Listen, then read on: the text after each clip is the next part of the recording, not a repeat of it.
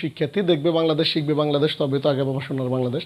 আজকে দাঁড়িয়েছি মূলত হচ্ছে তোমরা যারা এইচএসসি পরীক্ষা 2024 পরীক্ষা দিবে তাদের হচ্ছে যে বাংলা একটা সাজেশন, শর্ট একটা সাজেশন নিয়ে দাঁড়াইছি এবং কীভাবে পড়বা। আসলে তোমরা আমি যতটুকু দেখতেছি যে অনেকে বিভিন্ন প্ল্যাটফর্মে আন্দোলন করতেছে পরীক্ষা পিছানোর জন্য, অনেকে আবার ফেসবুক, ইউটিউবে বিভিন্ন জিনিস দেখার জন্য অপেক্ষা করতেছে কে কোন সাজেশন দিচ্ছে। অনেকে দেখা গেছে যে শর্ট সাজেশন খুঁজতেছে, অনেকে আবার প্রশ্ন পাওয়া যায় কিনা ওটা দেখতেছে। তোমাদের কাছে একটা রিকোয়েস্ট থাকবে, একটা অনুরোধ, আজকের পরে আমার এই ভিডিওটা দেখার পরে অন্তত মোবাইলটাকে দূরে রাখবা, দূরে রেখে বইটা পড়তে হবে। এটা হচ্ছে লাস্ট কথা। বই যদি না পড়ো তোমরা যত ভিডিও দেখো না কেন তোমাদের ওই রেজাল্টটা, কাঙ্ক্ষিত রেজাল্টে তোমরা পৌঁছাতে পারবে না। এটার জন্য হচ্ছে যে তোমরা অবশ্যই সব কিছু বাদ দিয়ে বইমুখী হও, সবাই বইটা দেখো। এরপর হচ্ছে যায় আমি আরেকটা ভিডিও নিয়ে আসবো তোমাদের হচ্ছে 30 তারিখ বিকেলে বাংলা সেকেন্ড পেপার। তোমরা অন্তপক্ষে আর টোটালি অন্য কিছু সব কিছু বাদ দিয়ে এই ভিডিওটার পরে অন্তত মোবাইলটা সাইডে রাখি।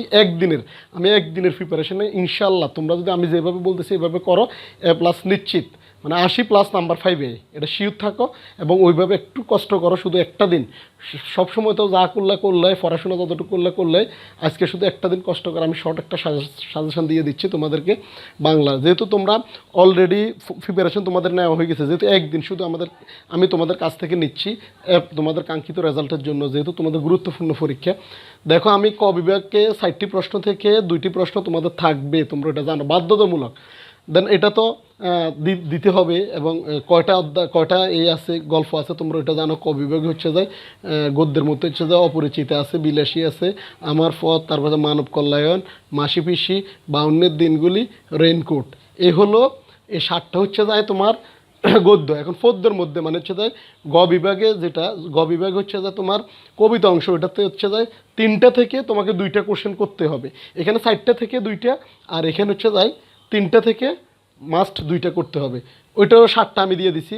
সোনাত্তরী, বিদ্রোহী, প্রতিদান, তারে মনে পড়ে, 18 বছরের বয়স, ফেব্রুয়ারি 1969, আমি কিংবদন্তির কথা বলছি। এই হচ্ছে যে এখানে হচ্ছে যায় কবিতার। তোমরা হয়তো অনেকে মনে করবা যে এখানে 7টার কথা কেন বলতেছি। আমি এখানে টোটালি তোমাদেরকে শর্ট কোনো এই 7টা থেকে কমাবো না, কারণ হচ্ছে যে সারা বাংলাদেশে যতগুলো বোর্ডের অধীনে পরীক্ষা হবে সবার জন্য আমি এটা দিচ্ছি।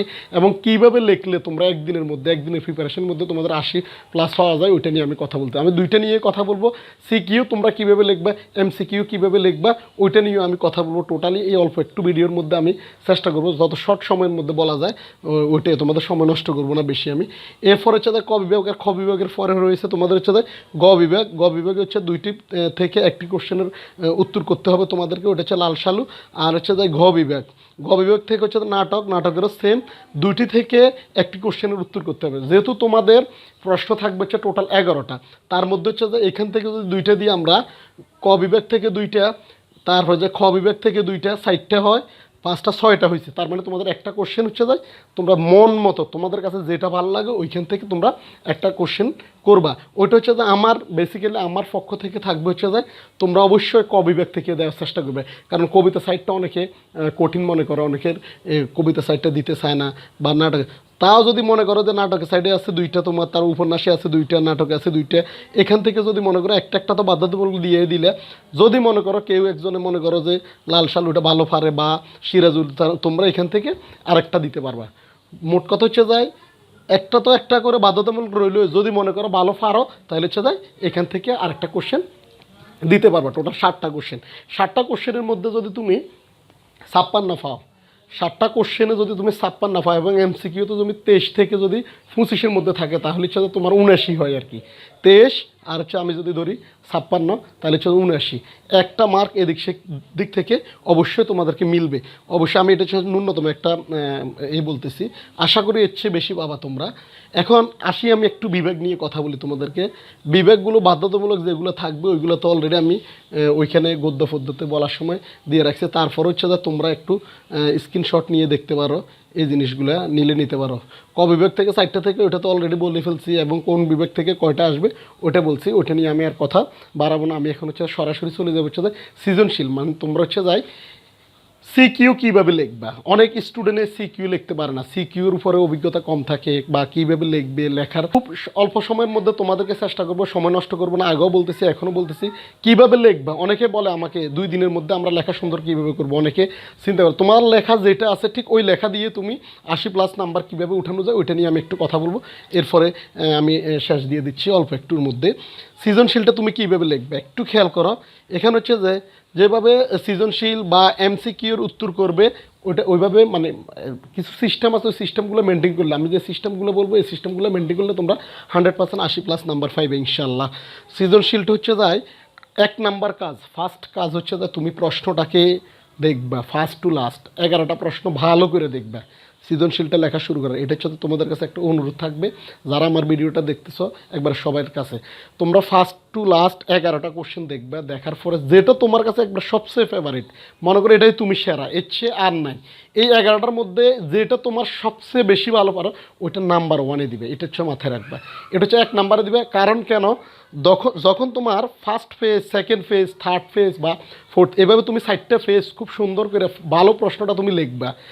আরেকটা বিষয় খেয়াল রাখবা যে টাইমের দিকে অবশ্যই তুমি 20 থেকে 21 মিনিটের মধ্যে ওই সৃজনশীলটা শেষ করতে হবে। টাইম দেখবা, কিছুক্ষণ পরে টাইমটা দেখবা।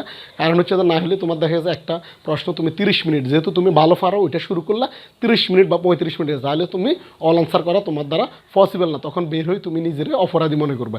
তো সুতরাং এই জন্য হচ্ছে যে ফার্স্ট টাইম হচ্ছে যে তোমার যে কাজগুলো কিছু টুকটাক কাজ করা দরকার, আমি ওইগুলো নিয়ে একটু কথা বলবো।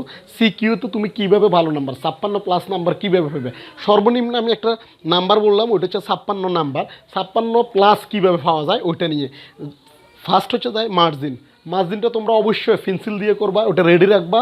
পরীক্ষার আগে এডমিট রেজিস্ট্রেশন কার্ডের সাথে 2টা পেন্সিল রাখবা, একটা হচ্ছে একবার সিকন করে উঠে রাখবা। যে যাবতীয় জিনিসগুলো মার্জিন অবশ্যই করবা, যেহেতু বাংলা ফার্স্ট পেপার পরীক্ষা ওটা হচ্ছে যায় মার্জিনটা অবশ্যই করবো হচ্ছে যায় পেন্সিল দিয়ে। 2 নাম্বার হচ্ছে যে কথাটা 2-1টা কলম রাখবা, কালো বল পেন, ওটা হচ্ছে যায় লেখাগুলো লেখার জন্য। নীলটা ইউজ করতে পারবো, অন্য কোনো কালার ইউজ করা যাবে না। যদি তুমি অনেকে বলে যে কিছু কোটেশনগুলো লেখার জন্য হচ্ছে তাই নীলটা তুমি ইউজ করতে পারো, 2টাই খুলে রাখবা, কালোটা এবং নীলটা খুলে রাখবা। এছাড়া অন্য কোনো কালার ইউজ করবা না, আমি অন্য কোনো কালারের জন্য সাজেস্ট করবো না। কারণ হচ্ছে তাই যতজনের অনেকে আবার দেখা গেছে বিভিন্ন কালার ইউজ করে, ওই কালারগুলো না করে অবশ্যই এই 2টা ফ্যানটা রাখবা। যে কাজগুলো জরুরি আমি ওইগুলো তোমাদেরকে বলতেছি। কাটাকাটি বর্জন 100% কাটাকাটি বর্জন করার চেষ্টা করবে, যত বেশি কাটাকাটি কম করা যায়। যদি হয় অনেক স্টুডেন্টে করে কি একটা জায়গা যেমন এই নাটক শব্দটা লেখার পরে দেখা গেছে যে ভুল হয়েছে, এটার কাটি মানে অনেকগুলো দাগ দে, অতগুলো দিবে না, কাটাকাটি হবে না যে তা না, তবে হইলে ভুল হইলে একটা দাগ দিয়ে দিবে। কাটাকাটিটা ওইভাবে তোমার ওই দেখতে সৌন্দর্য আসবে। এর পরবর্তী যে কথাটা আমি বলবো সময়ের ব্যাপারে আমি একবার খুবই সিরিয়াসলি কথা বলতেছি তোমাদেরকে। সময় বারবার তোমরা দেখবে, যেহেতু তোমাদের 2 ঘন্টা 30 মিনিটের মধ্যে তোমাকে 60টা সিকিউ দিতে হবে, 2 ঘন্টা 30 মিনিট, এর বেশি না। চেষ্টা করবা 2 ঘন্টা 30 মিনিট আগে। আমি জানি ফার্স্ট পেপার পরীক্ষাটা অনেক কঠিন, লিখতে অনেক সময় লাগে বা অনেকগুলো প্রশ্ন থাকে। সেকেন্ড পেপারে তোমরা কভার করতে পারো, যেহেতু ফার্স্ট পেপার সেকেন্ড পেপার মিলেই না তোমাদের A+টা আসবে। সুতরাং তোমার ওইটা আবার চিন্তা করো না যে তুমি কম দিবা, তুমি অবশ্যই 70 মার্ক দিতে হবে, এমসিকিউ 30টা দিয়ে আসতে হবে। এমসিকিউ কীভাবে দিবে ওইটা নিয়ে আমি কথা বলতেছি। কাটাকাটিটা অবশ্যই বর্জন করবা। তারপরে হচ্ছে সময়ের দিকে বারবার তাকাইবে, একটা প্রশ্ন যাতে 21 মিনিট প্লাস যাতে না হয়, 21 মিনিটের মধ্যে যাতে থাকে, 21 মিনিট থেকে 22 মিনিটও যাতে না যায়, ওইদিকে দেখবা। আর প্রশ্ন যদি শেষ হয়ে যায়, যদি কোনো সময় থাকে, তাহলে হচ্ছে একটু রিভিশন দিয়ে যাবে, যে সবগুলো তুমি কীভাবে লিখলে না লিখলে ওইগুলো দেখবে। সর্বশেষ যে কথাটা থাকবে আমার সিকিউর ব্যাপারে, সিকিউ হচ্ছে যায় কীভাবে লিখবা, এটা হচ্ছে যে খুবই গুরুত্বপূর্ণ কথা। সিকিউটা আসলে কীভাবে লিখবে, সিকিউ লেখার সময় তোমার এই যে আমি যে একটা কথা বললাম, এখানে 7টা, এখানে 7টা, এখানে নাটক বা অনেক কিছুই বললাম, এটা আসলে বলাটা যত সহজ, কাজটা করাটা এর চেয়ে বেশি কঠিন আমি জানি। এখন কি করবা, আমি আরেকটা কথা বললাম, থাম্বনেইলেও লিখলাম যে একদিনে কিভাবে 80+ নাম্বার পাওয়া যায়। আসলে পাওয়া পসিবল।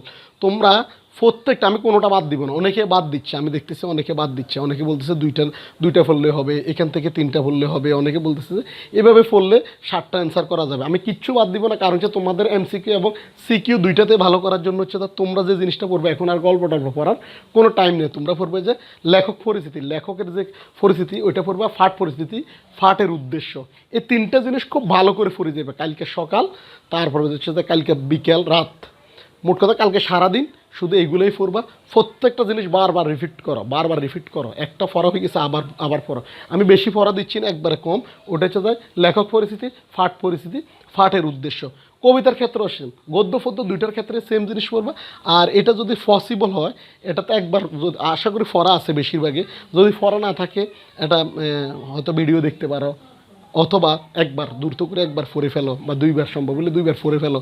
দুইটাই যদি পড়লে কি সুবিধা হবে, ওইটা থেকে তোমার এমসিকিউ সিকিউ দুইটাই দিতে পারবা। আর সবচেয়ে বেশি গুরুত্ব কোনটাতে দিবে, এই যে দেখো আমি স্টার দিয়ে রাখছি সবচেয়ে বেশি। তুমি ক আর খটা একবারে ভালোভাবে লিখতে হবে তোমাকে, ক আর খ ভালোভাবে লিখতে হবে। লেখার কত পেজই লিখবা, অনেকে কোশ্চেন করে আমাকে কত পেজই লিখবো, ক কত পেজ, খ কত পেজ, বা গ কত পেজ, টোটালি ওইগুলোই আমি বলতেছি এখনই।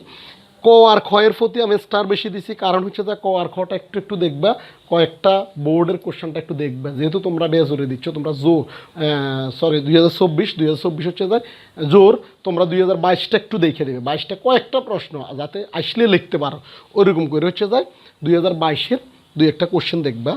ক আর খ হচ্ছে তো একবার ফুল ভালোভাবে সবচেয়ে সর্বোচ্চ ভালো দেওয়ার চেষ্টা করবে, এটা মুখস্থ থেকে দেওয়ার চেষ্টা করবে। গ আর গ হচ্ছে যে ওইখানে যে তোমার উদ্দীপক থাকবে, উদ্দীপক থেকে প্লাস ওই গল্পটা ধরে তুমি ওইটা লিখবা। এখন কথা হচ্ছে যে সি কিউ তুমি কয় ফেজ লিখবা, কটার খটাকে একটা ফেজে লিখবা। ক আর খ আমি একটু ভালো করে খেয়াল করো, তোমার ক আর খটা একটা ফেজে লিখবা। ঘ নাম্বারটা তোমার লিখবে হচ্ছে যায় একটা ফেজ প্লাস ওটা 1.5 ফেজ যাতে হয়, এক ফেজ প্লাস 1.5 ফেজের মতো। টোটাল ঘ নাম্বার সহকারে তোমরা 60টা ফেজের মধ্যে শেষ করবা। একটু ফাঁক ফাঁক করে লিখবা, তারপর একটু কোট মানে ফেরা দিয়ে লিখলে ফেরা ফেরা করে লিখবা, যাতে একটু ফাঁক থাকে, একটা ফেরার থেকে আরেকটা ফেরা যাতে ফাঁক থাকে, তাহলে হচ্ছে যে তোমার 60টা ফেজ মিলবে।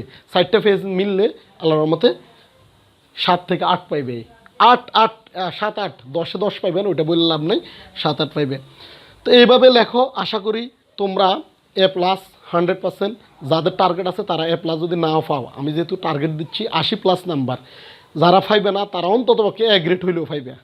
যারা 80 পাইবে না, কিছু কিছু স্টুডেন্ট তো পাবে, কিন্তু যারা এখনও পাওয়ার সম্ভাবনা খুবই কম, অনেকে চিন্তা করতেছে যে পাবো না, সম্ভাবনা খুবই কম, যারা চিন্তা করতেছে ফাঁস করাটা কঠিন, তারা আসলে ফাঁস করবে না। তোমরা এই যে আমি যে কথাগুলো বলছি এইভাবে টার্গেট করে, ইনশাল্লাহ তোমাদের রেজাল্ট ভালো হবে।